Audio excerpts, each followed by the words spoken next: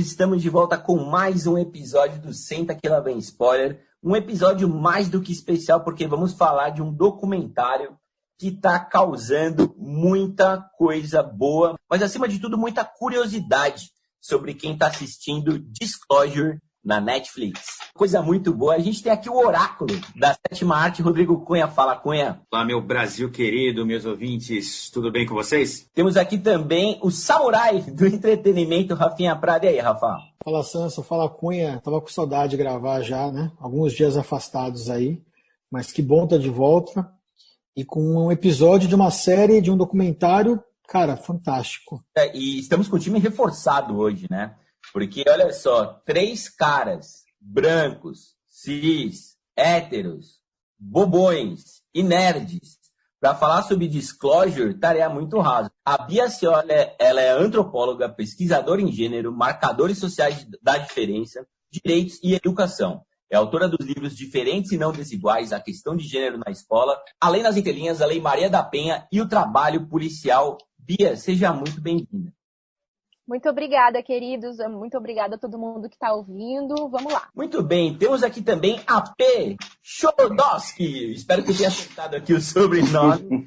Que é bicha do Dendê fervido, socióloga e pesquisadora com foco em estudos de desigualdades educacionais e também raciais. E olha, ela é, além de tudo, uma criadora de casos e conteúdo. Seja muito bem-vinda, P. Acertou, antes de mais nada, acertou o nome sim, falou bem. E é uma honra estar aqui, agradeço muito o convite.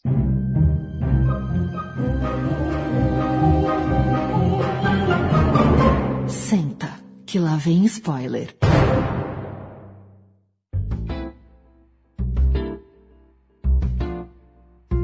A gente vai falar sobre Disclosure, né? E vale começar com um disclaimerzinho para você não confundir com Disclosure, lá de 1994, que é o filme Assédio Sexual que a gente tinha ali, Michael Douglas e Demi Moore. A gente está falando do documentário da Netflix, né? Que trata de como as pessoas transgênero foram e são tratadas, né? Ao longo das décadas na telinha e na telona. Disclosure está com média 8.3 no IMDb, tem 98% da crítica no Rotten Tomatoes e 96% da audiência, uma excelente avaliação, e está com 80 lá na Metascore. E Disclosure, gente, tem a presença de diversas estrelas trans, como a Laverne Cox, lá de Orange is the New Black, a Bianca Leaf, de Transamérica, Jane Richards, de Her Story, Lily Wachowski, diretora de Matrix, e Chaz Bono, né, entre muitas e muitas outras. Olha, gente, antes da gente entrar mais a fundo para falar sobre Disclosure, eu queria ouvir a opinião de vocês. O que vocês acharam do documentário? Como ele impactou vocês, começando aqui pela P e pela Bia? Então, esse documentário, né, ele causa uma sensibilidade, né? Por que uma sensibilidade? Porque eu tenho sensibilidade, né? Hoje em dia ele é algo meio escondido. Porque quando você compreende que os motivos pelos quais você passa certas coisas, né? No meu caso, o motivo pelo qual o meu corpo, a minha identidade é condicionada a certos processos, é porque existe toda uma sistemática antes de mim, né? A arte, ela é uma reflexão direta dos processos sociais a partir do momento que a arte, aquilo que chega ao público, aquilo que chega às pessoas, interfere diretamente na forma com que você vive a sua vida. Perceber que há pessoas lutando contra isso, perceber que há pessoas que mostram, né, sobre outras perspectivas como é a sua vida, causa um processo, assim. Eu quis chorar em diversos momentos porque eu me vi ali. Eu me lembrei muito em vários momentos da fala das atrizes e dos atores, né, tanto do Chad, que é filho da Cher, quanto da Laverne. Processos que eu passo, né? Eu acho muito sensível a forma que as pessoas trazem, né? Primeiro trazendo contraste entre o plano da realidade e o plano que as pessoas vivem e a forma bem humorada que muitas delas conseguem lidar hoje em dia com esses traumas, né? Porque parece que as pessoas esperam que a gente só vai viver de traumas e não de prosperidade. Já pra mim, foi uma experiência de dor. Eu acho que eu sofri assistindo Disclosure. Por que eu sofri? Primeiro porque eu acho que é um soco na boca do estômago de todo mundo que se entende cinéfilo, né? E eu comecei a me construir como cinéfila muito novinha, no início da adolescência. assistindo José Wilker, me sugerindo para assistir, você tem que assistir o filme do Hitchcock, né? E, por exemplo, a análise que é feita de Psicose, né? No Disclosure, e de como várias coisas passaram batida. Teve uma coisa que me chamou muita atenção, que é uma análise da relação de se travestir, né, coisa com o corpo, do quanto mais quente melhor, aquele clássico, que foi um dos primeiros filmes ditos clássicos que eu assisti, inclusive por sugestão do Zé Wilker, quando eu tinha, sei lá, 11, 12 anos, assistia Cineville no Telecine, era a minha única contato com a cinefilia. E por que eu não achei engraçado aquele filme? Eu nunca achei, e o Zé Wilker falava, uma comédia hilariante, e eu nunca achei engraçado. Eu nunca achei engraçado o homem vestido de mulher, eu nunca achei que isso fosse algo que me despertasse. Ai, nossa, olha que curioso, um homem de saia, de salto. Não porque eu fosse esclarecida e iluminada, pequena, mas eu acho que eu já era de uma outra geração, de um outro momento, né? E nunca me era comentado como esse filme mostrava uma sensibilidade antiga e uma sensibilidade problemática com relação a isso. Então, a primeira porrada, digamos assim, foi essa, né? Como a história de cinema ela é atravessada de representações muito preconceituosas, discriminatórias, algumas vezes até criminosas com relação às pessoas trans, né? A gente já conversa mais sobre isso com relação às pessoas negras, por exemplo, com a coisa do blackface. E eu gostei também bastante desse paralelismo. Me deu muita tristeza de não ter despertado para isso antes e de ter consumido tanto filme assim, tão jovem, que moldou minha sensibilidade. Comigo aconteceu dessa forma. Quando a gente começou a trocar ideia, né, sobre esse episódio de documentários, o Sansão veio com essa ideia. Gente, vocês precisam assistir Disclosure. Tem muita referência de cinema e fala sobre o mundo trans. E aí que eu acho que está o grande gatilho desse documentário, a forma como ele foi montado, né? Ele traz tanta referência de cinema, coisas que você ama, mas ele te joga na cara como era a sua percepção. Então, eu tive um grande despertar para esse tema por conta dessa ligação, de algo que eu gostava muito, né? Que eu gosto muito, mas nunca enxerguei dessa forma. Então, mexeu numa paixão minha, ali me deslocou para um outro ponto. Uma placa tectônica, sabe?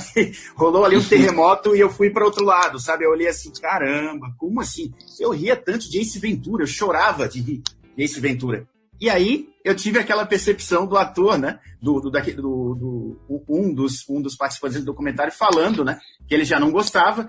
E aí eu comecei a olhar, caramba, olha isso, essa coisa do vômito, né? Tudo aquilo ali que a gente achava engraçado, eu pelo menos achava, como cara altamente ignorante nesse assunto, esse despertar me fez, cara, exatamente como a Bia falou aqui, a escuta, ela é muito importante, né? Eu acho que esse documentário, ele abre tantos ouvidos na forma como ele constrói o storytelling, que faz com que qualquer um olhe para isso e não saia mais igual. Então, é um dos documentários que eu assisti recentemente mais impactantes nesse sentido. O cinema, ele condiciona a gente, né? Então, para mim, enquanto é um processo mais de um acalento no coração, o choque aparece para vocês, né? A novidade. Porque, para mim, ver aquelas pessoas podendo ali minimamente falar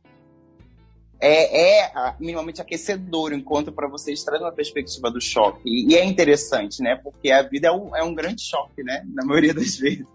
A gente vem de uma sociedade que é moldada por esse tipo de mídia, por esse tipo de cultura. Esses filmes que nem a Bia falou aqui bem claramente, o Cunha também, ele falou, a gente cresce vendo isso. A gente é formado por isso. Eu acho que a sorte de ter muitos amigos gays crescendo na escola e na faculdade. E também por ter tido uma época da juventude aí, antes da vida mais adulta, meio louco também, de poder querer explorar outros momentos da vida e poder acompanhar essas pessoas, sabe? Então, assim, é uma coisa que se você não aproveitar para conhecer nesse momento, você se forma de um outro jeito. Eles e nós. Foi o que a Pê falou aqui. Tem a questão do branco e do preto, mas você acaba dividindo tudo.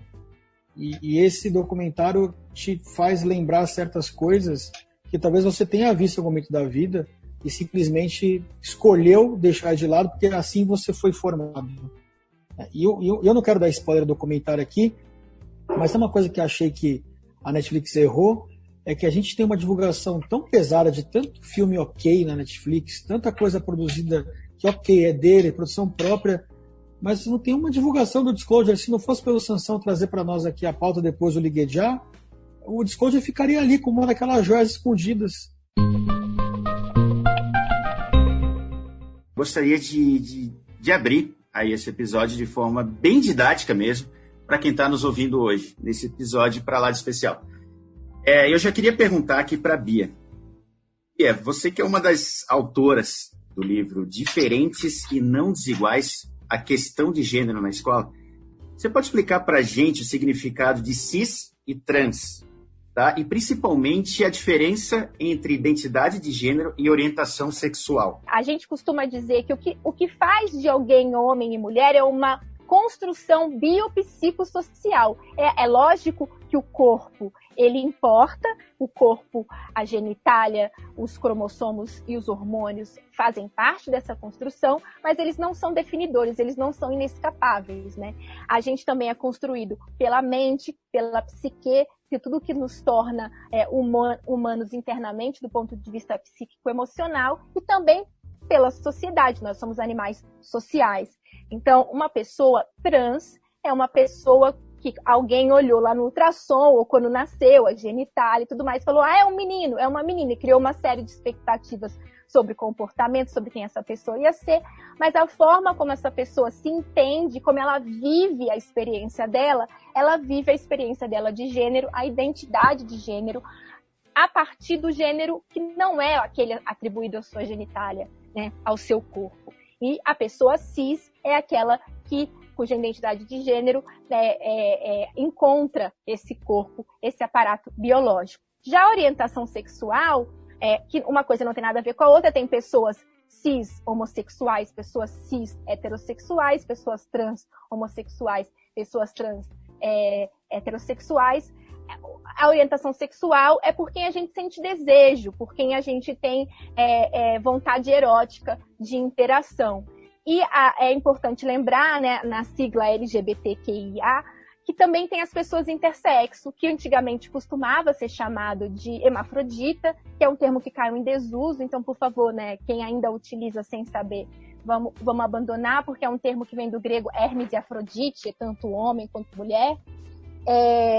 São pessoas que a gente chama que tem uma série de condições e são muito mais comuns do que imaginamos, hein? Veja, a Rosemaria Patinho viveu a vida inteira dela sem saber. Que elas têm essas ambiguidades biológicas. E é muito importante, porque, não sei se vocês sabem, mas muitas crianças que nascem intersexo, há um certo costume na comunidade médica em transformar essas crianças, às vezes que tem uma genitália ambígua, um pênis muito pequeno ou uma vagina muito elaborada, transformar em mulheres, né? Há diversos médicos que falam, é mais fácil cavar um buraco do que erguer um poste. Isso é um clássico de conversar com médicos que tratam de pessoas intersexo. Isso é muito grave, primeiro porque você não se sabe que tipo de identidade de gênero, qual vai ser a identidade de gênero dessa pessoa quando ela crescer. Muitas vezes os médicos não avisam as famílias. Muitas vezes as famílias não contam para essas pessoas. E hoje, atualmente, há movimentos de pessoas intersexo, adultas, para maior informação, para maior respeito a essas pessoas e para entender sua própria história. Muitas delas crescem, às vezes, se sentindo inadequadas, se sentindo com algo faltando. Então, eu tentei ser o mais didático possível, mas para a gente entender como é muito mais complexo do que simplesmente olhar o corpo, olhar um estudo genético, olhar se tem mais estrogênio, se tem mais testosterona. O Bia, travesti também é uma coisa que já está ultrapassada, né? Cabe ainda usar travesti, mesmo usando no feminino e falar a travesti, ainda faz sentido esse termo? Olha, Sansão, eu acho que até P pode responder melhor além de como também pesquisadora, né, aí ela vai juntar a experiência de pesquisadora, ativista, também com a experiência de ser uma pessoa que transita e que usa esses termos. Mas a travesti, diferente do hermafrodita, travesti é uma categoria de autoapresentação. As pessoas se autodefinem travestis e reivindicam essa categoria, o respeito a essa categoria. Hermafrodita não era esse caso, né? Era um caso de uma categoria heteroatribuída, atribuída de fora, muitas vezes com preconceito. Eu acredito que, tirando o P, nós estamos aqui todos na casa dos 30 e poucos anos, nós nos lembramos daquela novela que tinha a Buba, né? Que era da Globo, e era isso, era a acusação, quando descobriram que ela era uma hermafrodita, com as aspas, e o marido ficou enlouquecido, né? O que nos volta a algo que a gente estava conversando no início, como é importante o disclosure, porque a gente não pensa sobre, a gente não tem sensibilidade sobre aquilo que a gente não vê, ou vê de uma forma problemática, né? A representatividade e a representação no audiovisual, ela é fundamental, porque se a gente não vê, a gente não pensa sobre, a gente não imagina, a gente não humaniza. A travesti, né, a identidade que a gente compreende como travesti, é uma identidade das periferias, né? É uma identidade latino-americana, é uma identidade africana, é uma identidade do sul da Ásia também, né? É uma identidade conhecida pela questão de ser uma identidade periférica. Aqui no Brasil, o Brasil é um grande expoente da cultura popular da travesti. Por quê? Porque antigamente não existiam os termos sobre mulheres trans ou homens trans. Eram as travestis, elas que viviam a vida da categoria que hoje a gente compreende de uma maneira melhor com o avanço do movimento sobre as vivências trans. Só que a travesti ainda existe. Nem todas as pessoas trans, veja bem, travestis faz parte da categoria de pessoa trans, né? São identidades trans femininas. Mas nem toda travesti se reivindica uma mulher trans. Nem toda travesti se reivindica uma mulher. Você é homem ou é mulher? Sou travesti. Entendeu? É uma autoidentificação. É uma autoidentificação, inclusive, de orgulho, baseado em todas as vivências e processos que essas pessoas passam. Então, travesti não é um termo pejorativo, não é, né, após falar muito, travesti não é um termo pejorativo, tampouco um termo que deva deixar de existir. Ele é um termo que, na verdade, é muito potente. Ele traz potência. Ser travesti é potência. Ser travesti é força. Em Disclosure, eu particularmente fiquei muito impactado por só agora ter percebido a forma como as pessoas trans eram retratadas nos filmes. Para mim, fazer a construção era parte de um roteiro, uma representação. Eu nunca tinha conseguido olhar como um padrão dentro do cinema essa retratação de pessoas psicopatas ou doentes, como Norman Bates em Psicose ou Buffalo Bill em Silêncio dos Inocentes. Muito menos ter reparado que o Jared Leto, que nem existe, né, a personagem dele, dentro do clube de compras Dallas, é usado como apoio para que o personagem do Matthew McConaughey consiga se recuperar dentro do filme, né? Nem existe como personagem. Então, é muito impactante ter visto isso. O filme de Stonewall, que é inclusive retratado no documentário, traz uma perspectiva extremamente importante. Quando é necessário causar uma representação LGBT no cinema, ou na televisão, ou em qualquer mídia, né? Eles pegam aquilo que é possivelmente mais aceitável. A gente sabe que a marcha, né, e suas companheiras, pessoas trans negras, pessoas trans latinas, né, gays afeminados, isso até é usado tanto no Disclosure como no Paris is Burning, esses termos, né, o femme, né, the trans person, como foram essas pessoas que iniciaram o processo. Mas quando é necessário fazer uma representação, inclusive para agradar o próprio movimento LGBTQI+, se pega uma imagem aceitável, que é a imagem do gay cis, normalmente branco ou com passabilidades, né, heteronormativo, quando se pegam representações, por exemplo, de gays cis negros, né, sempre é aquela imagem do corpo, da construção da heteronormatividade, que é algo que vende, que é algo que é permissível, né? E eu vivi o boom dos animes. Se eu vivi o boom dos animes, eu imagino que vocês também na TV Manchete, né? Dentre outras diversas, quem teve acesso à TV paga, por exemplo. Mas Yu Yu Hakusho, que é um anime que eu amo, né? Samurai X, que é outro desenho que eu amo, que são a leva dos animes da década de 90, eles têm processos de transfobia explícita, né? Se eu não me engano, o Yu Yu Hakusho passou na Rede Manchete, e tem uma cena que o Yusuke, que é o protagonista, tá lutando contra uma personagem feminina, e ele não está lutando com toda a sua força contra ela. Até no momento de embate, ele percebe algo E ele vai com tudo pra cima dela e ganha. Aí o pessoal perguntou assim, né? Nossa, ela era uma mulher, pra que você usou tanta violência contra ela? Aí ele afirma, não é uma mulher. Há um momento que eu toco e eu percebo que tinha alguma coisa ali. E aí ele começa a justificar toda a sua violência porque ele estava lutando contra um corpo pseudo-feminino, que na verdade era um corpo masculino, né? E a Kamatari de Samurai X, por exemplo, ela é... No nosso entendimento hoje em dia, a gente poderia dizer que ela é uma travesti, uma mulher trans, é uma figura feminina, tratada o tempo todo pelas pessoas no feminino. Só que em todo momento possível, porque ela é uma personagem de garra, né? Ela é uma personagem de personalidade, uma vilã de personalidade. Falam assim, você é só uma bicha de saia.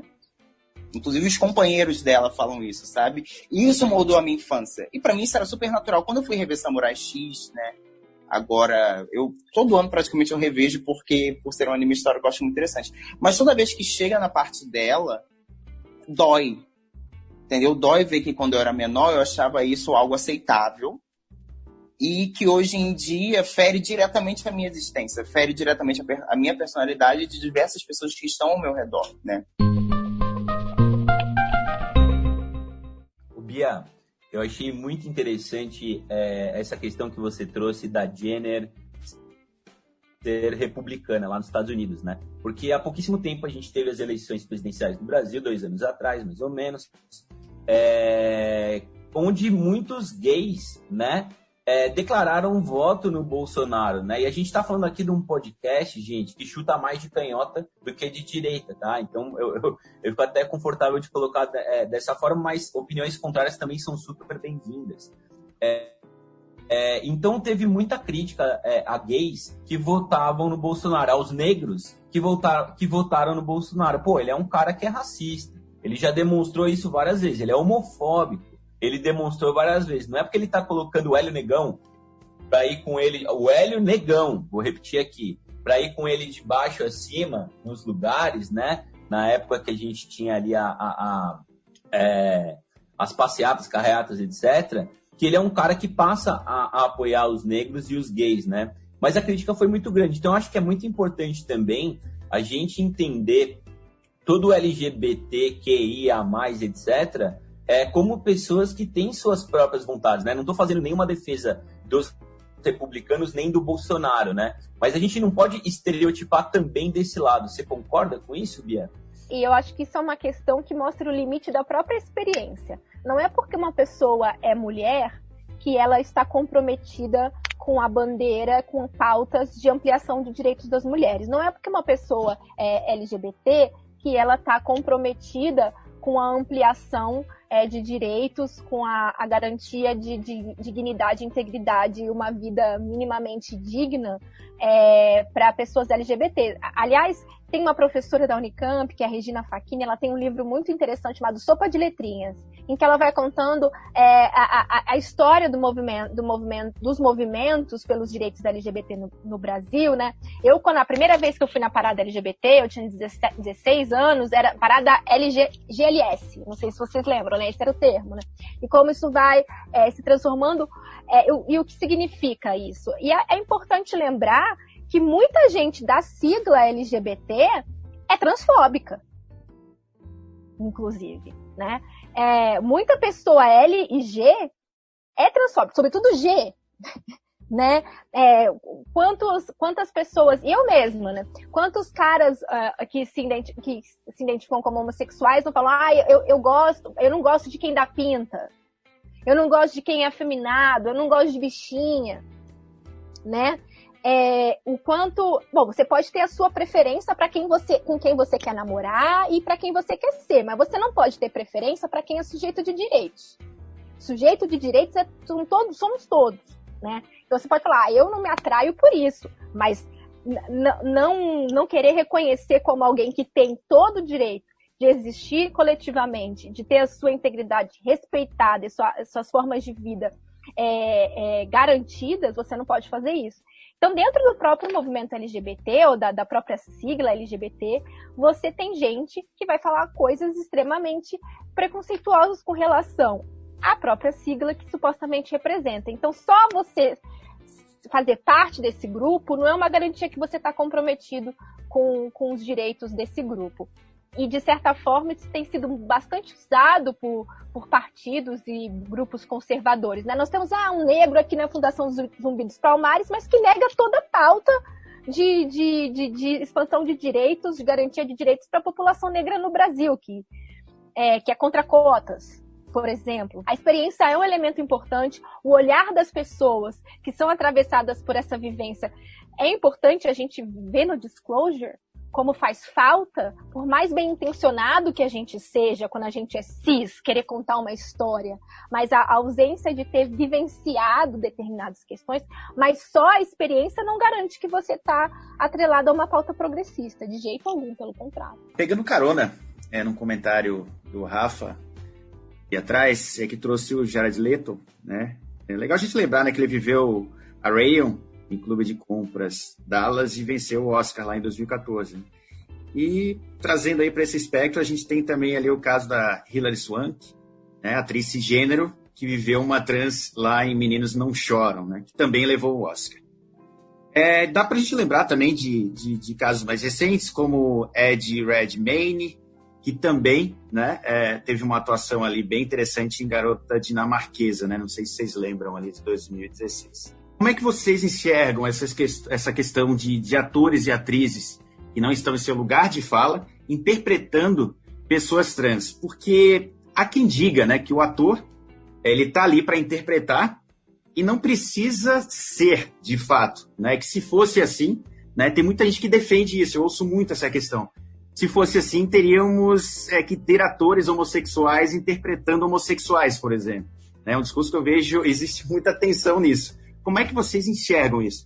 Temos o exemplo do blackface, que é extremamente citado no Disclosure, né? E a gente pode trazer essa interpretação para outros casos. E o yellowface também, no caso da representação de pessoas asiáticas, né? Que teve esse escândalo recente com a Scarlett Johansson, né? Que ela é multicultural, né? Basicamente, a Scarlett Johansson, ela interpreta qualquer pessoa de qualquer etnia, de qualquer lugar do mundo.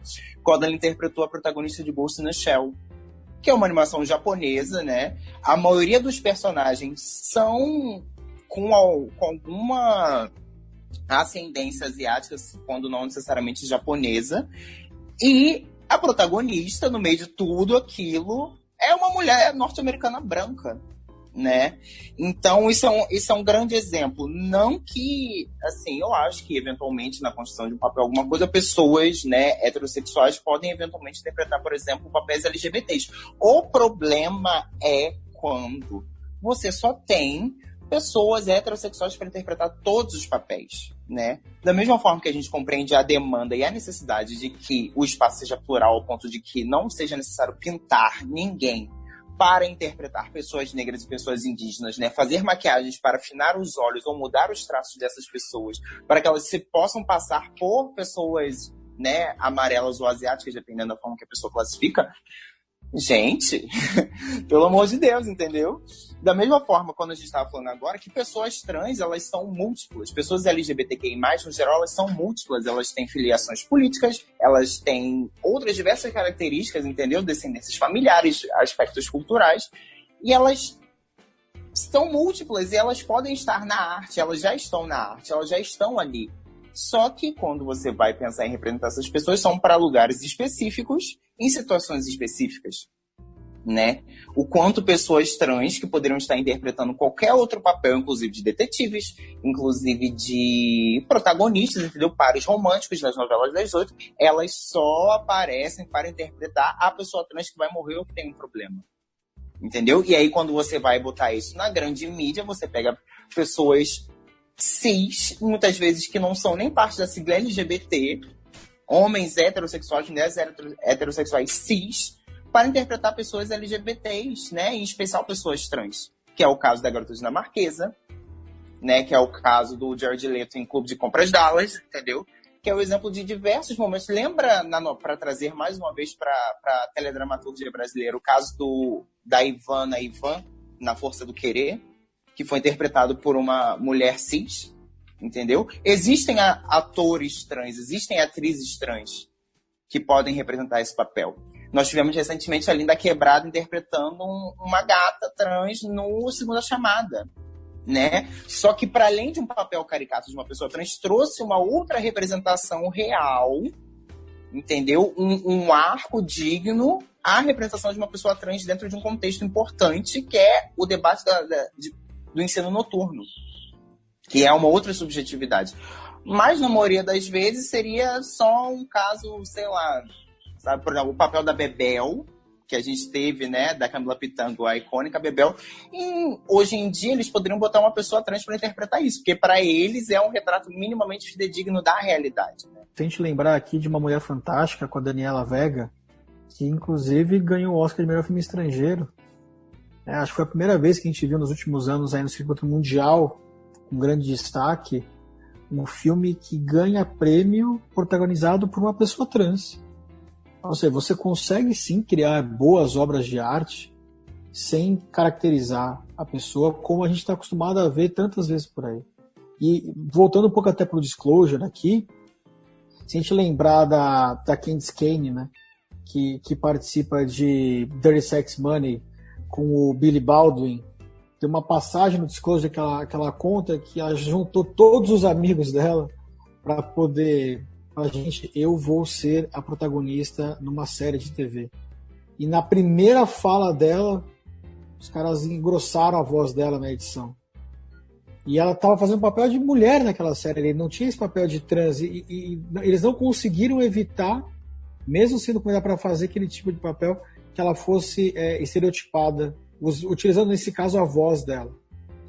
Só que como a Candice Kane é uma mulher que já está na batalha há muitos anos, ela usou aquilo a favor dela e ela cresceu dentro da série. E foi a partir dali, inclusive, que ela conseguiu abrir espaço para essa comunidade transgênera dentro do mundo de Hollywood das séries também. Ou seja, dá muito para a gente poder ir além, né, dessa estereotipada que o pessoal utiliza nas séries de TV, filme, novela, que seja. A questão é querer. A questão é a gente se desamarrar desses preconceitos que estão tão engendrados quanto a questão racial, por exemplo. Por exemplo, a minha construção da minha feminilidade, muitas vezes, para além de todos os aspectos sociais, eles vêm da minha mãe e da minha avó, que são duas mulheres que não seguem uma cartilha de uma feminilidade padrão, né? Então, se nós somos o resultado de nossas criações, de nossas referências, as próprias pessoas trans, as próprias pessoas negras, os próprios povos minoritários, eles têm uma visão para além da sociedade do seu âmago, né? Então, por exemplo, as pessoas falam que eu me visto igual uma tia, muitas vezes. Por quê? Porque a maioria das mulheres da minha família são mais velhas que eu, né? A maioria das pessoas que me deu roupa, minhas tias que me cederam muitas roupas ao longo da vida e tal, elas são mulheres mais velhas. Eu acho essa estética uma coisa meio Betty Davis, sabe? E Don Docas, muito chique. Mas não bate com o padrão social atual, necessariamente, né? Então, se elimina a subjetividade desses corpos, né? Tanto corpos negros como os corpos trans, porque os corpos negros também são assunto em Disclosure, né? Num outro plano, mas eles também têm uma grande importância. Que a gente pode, além de ser o que quiser, a gente pode falar sobre o que a gente quiser. Bia, é exatamente isso que eu sinto assistindo Disclosure e vendo as entrevistas antigas das pessoas. É como se elas realmente quisessem focar no indivíduo e não na causa. Como se aquelas histórias das pessoas, se ela é operada, com quem ela transou.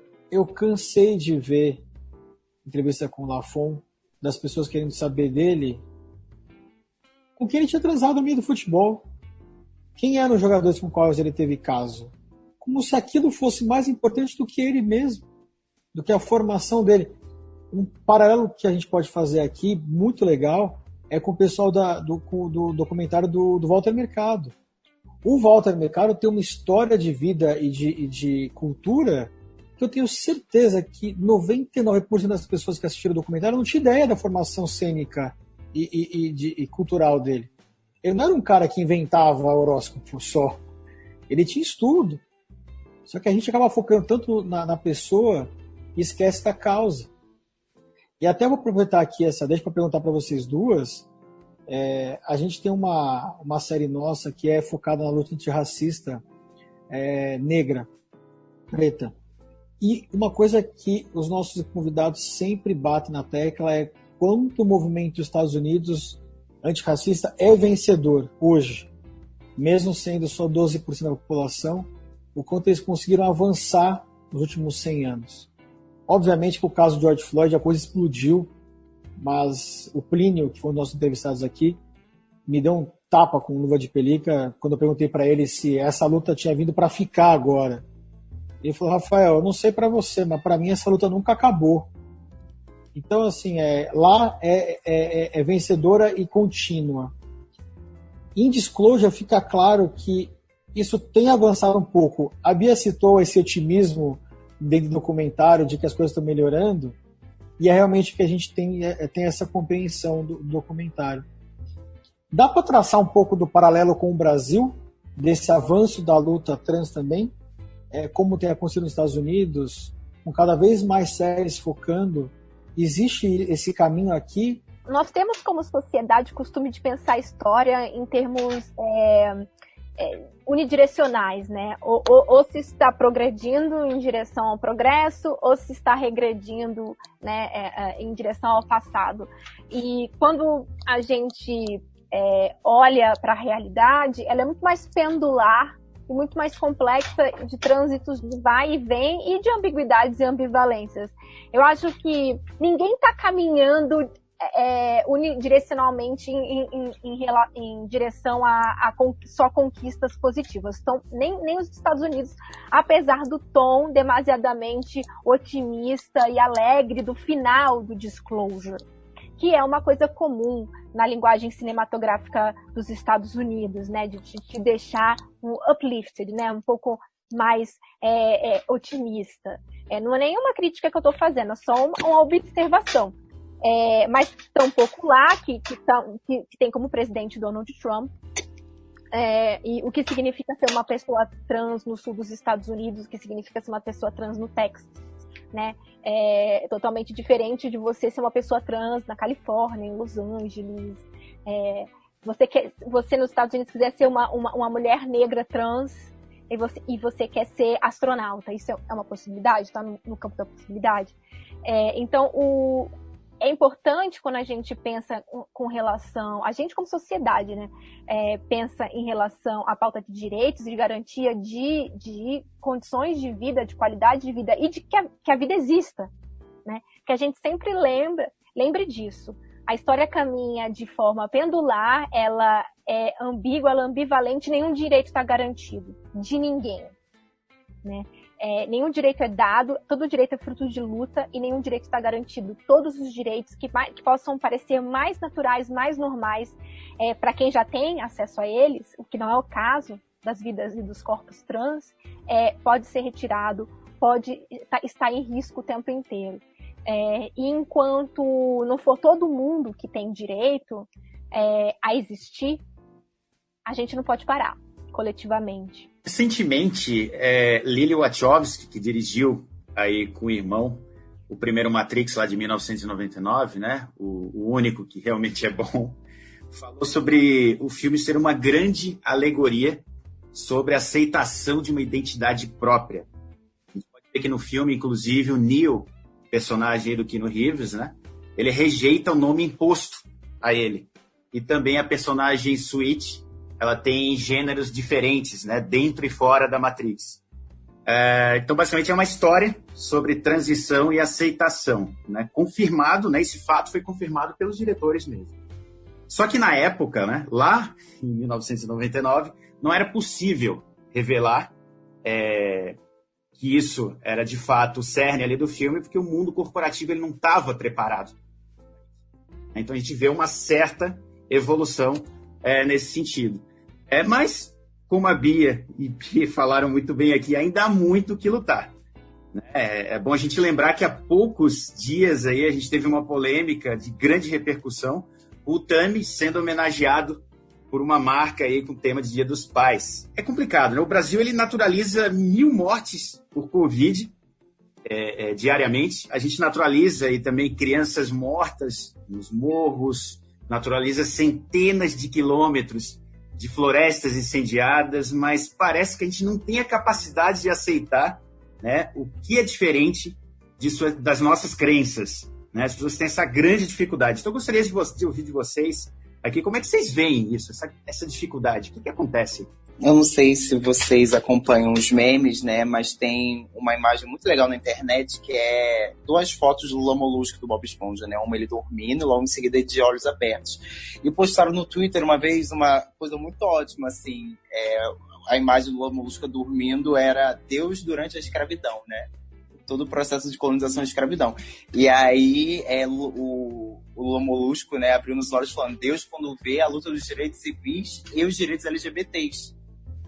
Porque é isso, a nossa sociedade, ela tem esse cerne, né, social de que a desigualdade, ela existe, ela tem que existir. Então, a morte por desigualdade, ela é sociologicamente falando, né? A gente constrói uma estrutura social que compreende que o processo de desigualdade e os diferentes grupos vão ter diferentes chances, e a partir desse momento é natural que as pessoas morram, é natural que coisas estranhas aconteçam, como queimadas, como pandemias que matam, e as pessoas naturalizam, né? Por exemplo, e existem naturalizações que as pessoas fazem de propósito e outras não. Por exemplo, pessoas que moram na favela, que é o meu caso, a naturalização da morte das pessoas que moram dentro da favela é um processo, porque é isso, faz parte. A gente acordar com tiroteio, eu não tenho mais susto quando eu acordo com tiroteio. Eu só falo, poxa, não vou poder sair hoje para ir para aula. Quantas vezes eu deixei de ir para a faculdade porque a Cidade de Deus fechou durante operações, entendeu? Mas é um absurdo compreender outras possibilidades de paternidade, por exemplo, outras possibilidades de maternidade, outras possibilidades de corpos, né? Só que, por exemplo, a internet fez críticas horríveis, por exemplo, o pai que não paga pensão pode, mas o pai que não tem a genitália masculina, sabe? Tipo, esse tipo de comparação injusta. Você não tem que tratar isso, você tem que tratar a paternidade como um processo, né? Nós, inclusive os movimentos sociais, precisam tentar parar de pegar desvios como justificativa para a possibilidade ou não de certos corpos existirem. Porque um homem trans, por exemplo, pode ser um pai relapso, da mesma forma que uma mãe trans pode ser eventualmente uma mãe relapsa. Isso é natural da existência dos corpos. São coisas que vão além das condições de sexualidade, gênero e raça das pessoas. São traços de personalidade. Nós temos que naturalizar que estes corpos podem ser, sim, entendeu? Que esses corpos performam isso. As pessoas conseguem naturalizar, por exemplo, falar que mães podem ser mães e pais ao mesmo tempo, né? Os pães no diálogo, né? Se naturaliza tantas coisas, mas por que não naturalizar isso? Porque mexe com uma certa ordem, né? Mexe com Deus e mexe com a biologia. Se você mexe com Deus, você mexe com a ciência, acabou. Eu achei curiosa esse seu comentário sobre, curioso, o comentário sobre o Matrix, o primeiro Matrix de 99, porque muitos amigos e muitas amigas minhas, pesquisadores de gênero e sexualidade, já cantavam a bola de Matrix poder ser uma metáfora sobre o reconhecimento de uma identidade trans antes de Lily Wachowski se reconhecer como uma mulher trans. Até porque na teoria dos estudos de gênero se chama de matriz gênero-sexualidade, a matriz heteronormativa, essa matriz que associa o corpo biológico com a identidade de gênero, com a orientação sexual, como se fosse um caminho unidirecional. Então, o próprio nome já parece indicar que a matriz que estava em jogo aí é a grande matriz que nos atravessa do ponto de vista do gênero e da sexualidade. E quando apareceu acho que um pouco antes do Disclosure, a Lily Wachowski já tinha dito, eu acho que esse filme é sobre o meu caminho como uma mulher trans. As pessoas falam, a gente sabia. E era uma briga muito grande, sobretudo com colegas que davam aula de sociologia e filosofia no ensino médio, que falavam que era sobre a caverna do Platão, que falavam que era sobre o capitalismo, né? E as pessoas do rolê gênero e sexualidade, não, gente, matriz é o quê? Matriz não é o capitalismo. E aí, vingados e vingadas pelo Disclosure, com o comentário de Lily Wachowski, certamente. E isso estava nela, né, talvez até de uma maneira até mais inconsciente do que ela pudesse sequer imaginar. E só completando o que a P falou com relação da recusa ao reconhecimento do Tami, eu ia falar Tommy, ó, do Tami como pai, né? Acho curiosíssimo, porque como se a genitália tivesse algum papel no exercício da paternidade, né? O ideal é que não tenha. Se tá usando a genitália, tem alguma coisa acontecendo que não deveria estar acontecendo, né? A minha experiência com a paternidade do meu pai não envolveu a genitália dele. Se envolvesse, podia provavelmente ter um episódio traumático e até violento.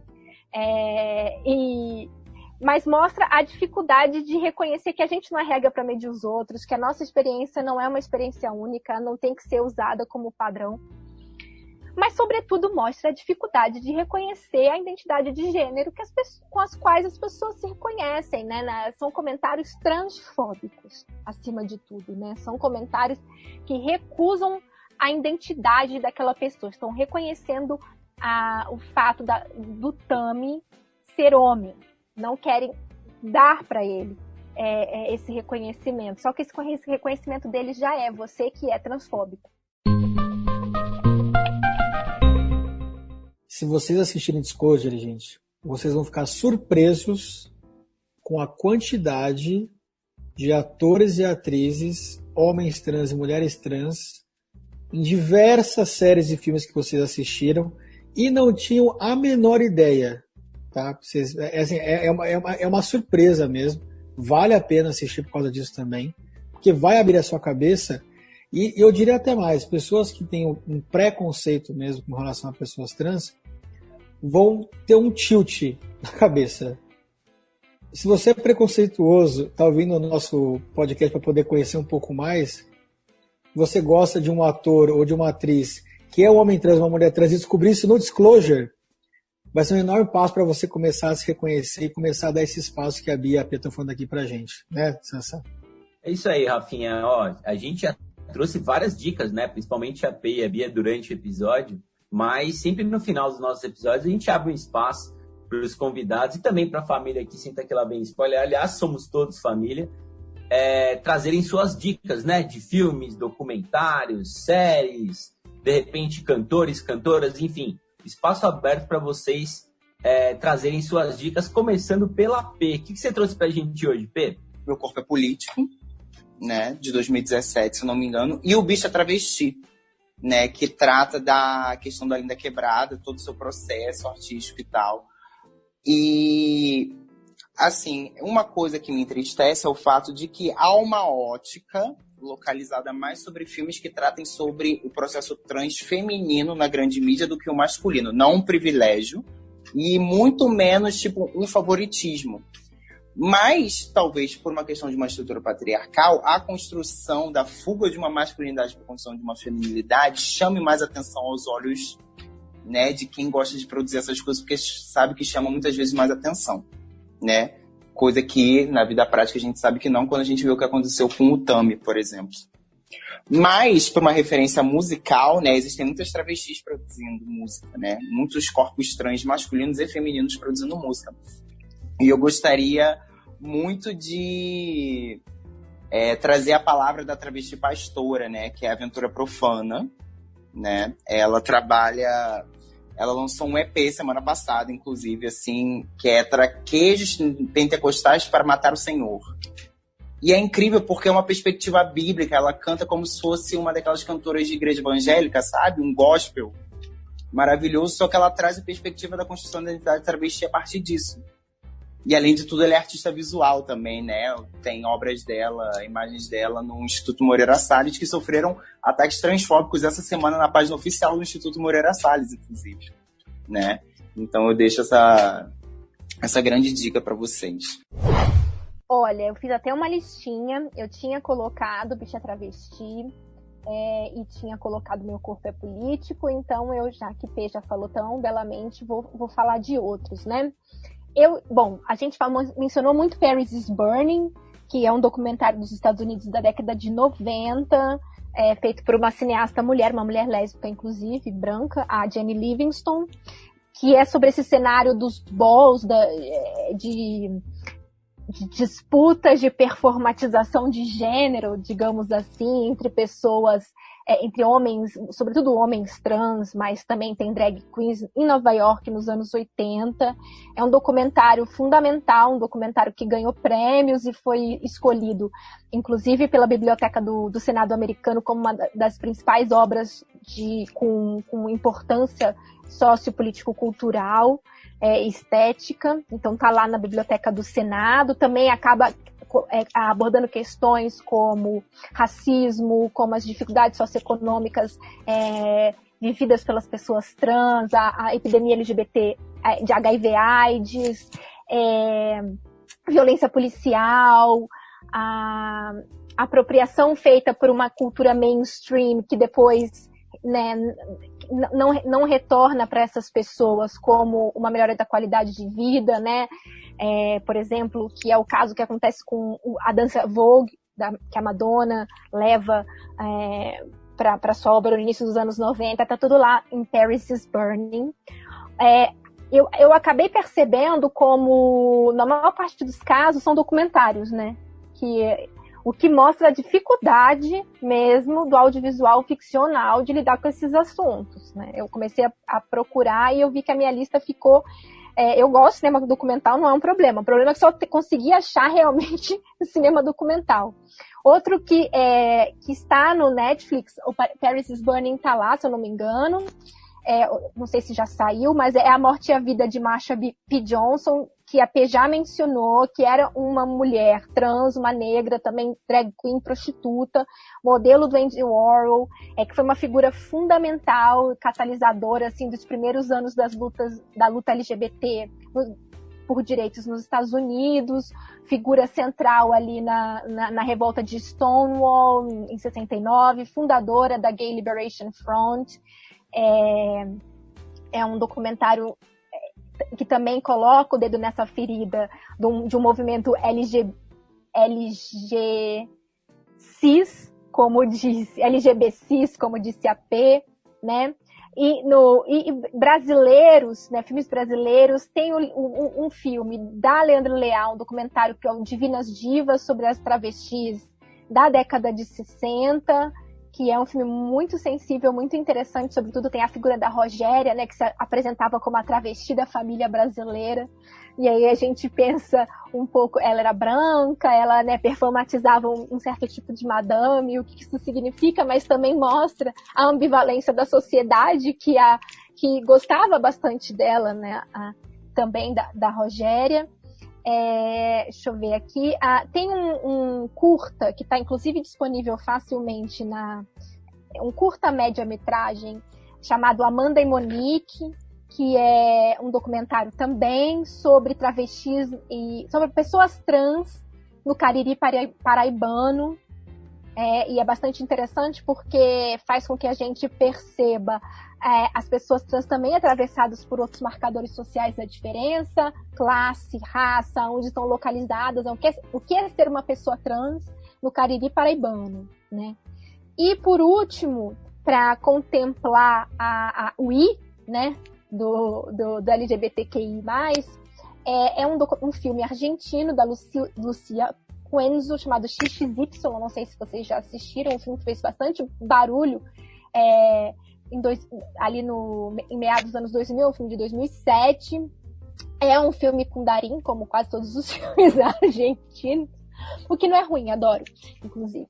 Mas é um filme sobre uma pessoa intersexo, uma pessoa de genitália ambígua, digamos assim, e os pais resolvem criar essa pessoa no interior do Uruguai, um pouco para que ela possa crescer sem as obrigações de ter que fazer uma adesão de gênero muito rígida, né? Inclusive, se não me engano, chama Alex, que é um nome que pode ser um nome unissex, digamos assim, pelo menos o apelido. E é um filme, e aí o filme começa ali na puberdade, que costuma ser um período bastante complexo para as pessoas intersexo, né? Que é o período em que a gente, inclusive, é socialmente exigido que a gente se posicione mais claramente com relação à orientação sexual, sobretudo também, né? Porque hoje em dia, nós que temos mais de 30 anos, nós tivemos uma infância um pouco mais andrógena, né? Se a gente vê as propagandas de Lego, nossas roupas, nossas jardineiras, eu tenho diversas fotos de infância que você não sabia, ele podia ser um menininho, podia ser uma menininha, a gente era criança, né? Ou mesmo os cabelinhos, e se a gente for mais ainda no início do século XX, final do XIX, os meninos com aquelas vestidões, né? Porque era roupa de bebê, era um vestidão e tudo mais. A gente tem cada vez exigido mais novos e novas, as crianças, elas têm uma posição de identidade de gênero muito rígida. E esse período da puberdade é a posição da orientação sexual, né? Que vem. Então, XXY é um filme muito sensível, filme latino-americano, fica a dica, mas a gente também podia seguir adiante falando de como fazer um cinema que não é careta. E aproveitando aqui, minha gente, para me despedir desse episódio, que episódio, gente, que épico, que coisa mais linda que a gente fez aqui juntos, então quero agradecer primeiramente a Pepe, foi um encanto a sua presença, foi maravilhoso aprender com você, conversar com você, te ver aqui, ouvir suas referências de tantos lugares diferentes, ouvir um pouquinho da Cidade de Deus que você trouxe aqui pra gente, da sua vivência. Muito obrigado pela presença. Gente, eu que agradeço, assim, né, a possibilidade de poder falar, não sei como explicar, né, tipo, não é todo dia, quando você mandou o convite, né, não é todo dia que você consegue ter um sentimento de importância, né, ter um sentimento de que te chamem para falar sobre coisas que tangenciam a sua própria vida, mas que tragam a possibilidade de uma sensibilidade, de uma expressão pessoal, né. Eu fiquei refletindo muito, assim, como falar, o que pensar. E eu pensei que, no fundo, a única coisa que eu precisaria fazer é ser eu, né? Vocês me deram a possibilidade de ser o que eu sou, com o respeito devido a ser o que eu sou. Eu acho que isso, assim, é incrível e eu só tenho a agradecer. Obrigada, meninos, pelo convite. Foi um prazer conversar com vocês. Conversar sobre cinema é sempre uma delícia, sobretudo como o cinema, o que eu chamo de cinema paixão, né? Que esse cinema não é só da técnica, não é o cinema só da crítica, mas é o cinema que desperta a reflexão, que faz a gente pensar sobre si, sobre o mundo, que é a nossa porta de entrada para a alteridade, né? Para realidades que não são a nossa e enfim, para mim é sempre uma emoção. E, P, obrigada pela companhia, obrigada por existir. A existência é luta, é resistência, é coragem, é inspiração. Te ouvir falar e te ouvir falar também sobre audiovisual foi um prazer. Infelizmente, isso que a gente faz aqui tinha que ser a regra. Isso acaba sendo a exceção, mas fica o nosso comprometimento como aliança para que, né, o mundo tenha cada vez mais pés, que só vai ganhar com isso. Obrigado, gente. Obrigado mesmo. Foi muito, muito bacana. Hoje foi um episódio de aprendizagem e acho que foi o que a Bia falou. Tomara que seja a regra daqui para frente. No episódio de hoje eu cresci como cinéfilo e como pessoa. Foi muito, muito importante para mim. E é muito legal a gente já estar falando sobre isso aqui. Por mais que seja um episódio sobre cinema, ele é um documentário, né? Então a gente está falando de um documentário que foi feito e pensado por pessoas trans. Então, por isso que ele teve toda essa autenticidade. Então, gostaria de agradecer demais vocês, são grandes simpatias, foi demais. E a gente espera que em próximos episódios aqui, também falando sobre cinema, documentários, a gente possa contar com vocês também para ter essa outra visão, né? Cada vez mais enriquece aqui. Nosso programa é plural e quanto mais mente, quanto mais visão, fica melhor a gente falar sobre esse cinema, que é esse nosso grande tesão aqui. Eu queria mais uma vez agradecer todo mundo, deixar um abraço para vocês e dizer que em breve voltamos com mais dicas de filmes, séries, documentários, indústria do entretenimento e muito mais. Um abraço a todos e até a próxima.